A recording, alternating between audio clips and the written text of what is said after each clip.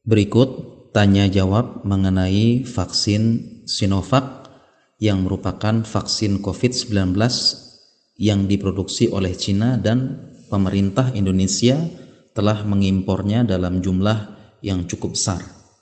Pertanyaan pertama, mengapa pemerintah mengimpor dari Cina vaksin Sinovac, bukannya Pfizer dari Jerman yang sudah keluar uji klinisnya?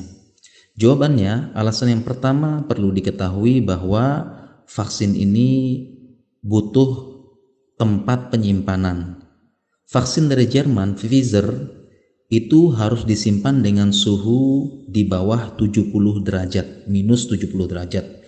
Vaksin Moderna itu di bawah minus 20 derajat, sedangkan Sinovac disimpan 2-8 derajat yang merupakan suhu lemari es, sehingga vaksin Sinovac ini sangat cocok untuk geografis Indonesia yang merupakan daerah khatulistiwa, panas, dan mudah disimpan di lemari es kulkas di berbagai puskesmas di Indonesia. Kemudian bentuk negara Indonesia adalah kepulauan, sehingga apabila kita memakai lemari es yang di bawah 70 dan 20 derajat, artinya minus di bawah 20 atau minus di bawah 70 derajat, ini akan sulit dengan geografi Indonesia yang merupakan bentuk kepulauan. Harus pakai pesawat dulu, harus pakai kapal dulu. Sedangkan tidak semua tempat atau rumah sakit puskesmas punya kulkas minus 20 atau 70 derajat. Ini sangat jarang sekali, dan harga kulkasnya juga atau freezernya ini sangat mahal. Apabila ingin dipesan, tentunya butuh birokrasi, butuh dana lagi, butuh pemesanan dalam jumlah yang banyak, mencari penyedia yang banyak, belum lagi butuh menyebarkan kulkas ini ke seluruh Indonesia dengan bentuk kepulauan. Ini butuh waktu. Kemudian alasan kedua, ternyata Indonesia tidak hanya mengimpor vaksin Sinovac saja, tapi vaksin lain juga diimpor oleh Indonesia seperti Pfizer, Sinopharm, Moderna, dan sebagainya, dan ini sudah tertuang dalam surat keputusan Menteri Kesehatan Menkes /9860/2020. Jadi yang pertama yang sesuai dengan geografis Indonesia adalah Sinovac, dan Indonesia akan mengimpor vaksin-vaksin yang lainnya lagi. Kemudian seringkali para dokter ditanya kenapa harus Cina? Jawabannya memang kebijakan ekspor impor itu di tangan pemerintah, dan pemerintah yang ketuk palu. Tugas dokter adalah memastikan vaksin tidak dilepas ke masyarakat sampai selesai tahap uji akhir dan jelas efektivitasnya. Kemudian pertanyaan selanjutnya, kenapa Cina malah impor vaksin dari Jerman? Menyebar berita bahwasanya Indonesia impor dari Cina, Cina tidak pakai vaksinnya sendiri, malah pakai vaksin dari Jerman. Ini tentu tidak benar beritanya. Kenapa? Pertama, Cina sudah memakai vaksin buatan mereka sendiri, Sinovac.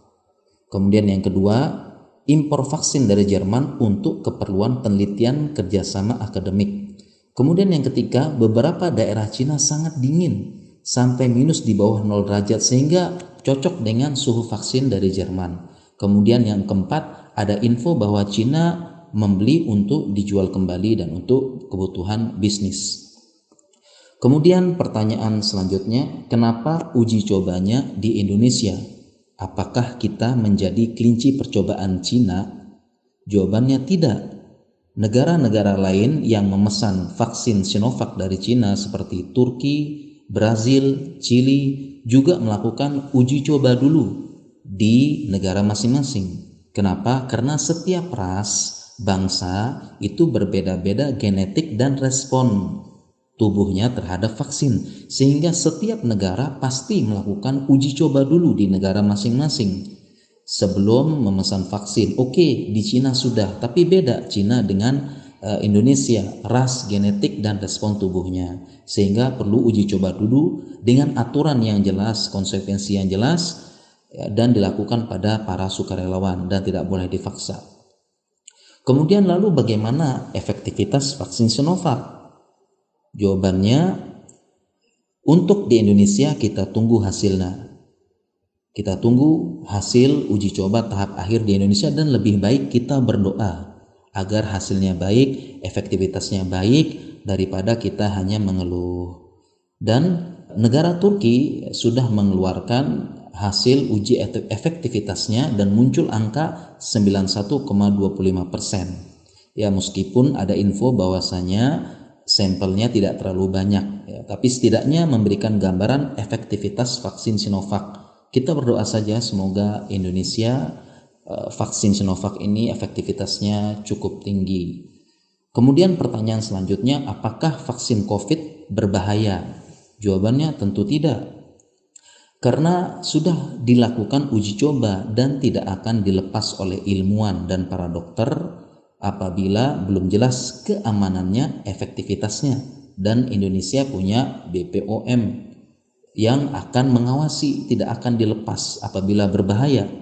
Dan negara-negara lain sudah menyuntikkan vaksin COVID ini kepada rakyatnya, bahkan kepada para pejabat-pejabatnya, negara Eropa, negara Saudi. Dan sejak dulu vaksinasi merupakan program wajib di negara maju. Apabila tidak vaksin lengkap, anaknya tidak boleh sekolah. Ya, seperti Australia, Singapura, Arab Saudi, Uni Emirat Arab, beberapa negara Eropa, ya, bahkan tidak boleh masuk ke negara tersebut apabila tidak boleh divaksin.